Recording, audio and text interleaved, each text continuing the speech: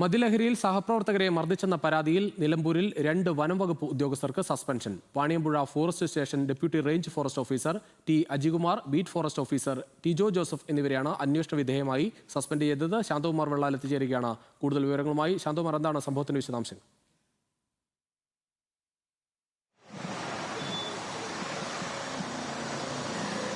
ശാന്തകുമാർ, എങ്ങനെയാണ് ഈ പരാതി ഉയർന്നത്? മറ്റു വിശദാംശങ്ങൾ.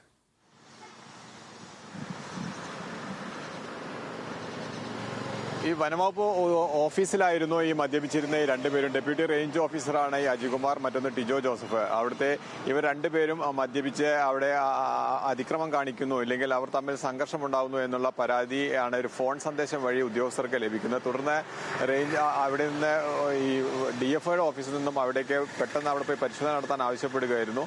അങ്ങനെയാണ് അവിടെ പരിശോധന നടത്തുമ്പോഴാണ് ഇവർ മദ്യലഹരിയിലാണെന്ന് മനസ്സിലാവുകയും ചെയ്യുന്നത്. ഒപ്പം തന്നെ ആ ഓഫീസിലുണ്ടായിരുന്ന 4 ജീവനക്കാരെയും ഒപ്പം ഒരു കരാർ ജീവനക്കാരെയും ഇവർ ആക്രമിക്കുകയും ചെറിയ തോതിൽ പരിക്കേൽക്കുകയും ചെയ്തിട്ടുണ്ടായിരുന്നു.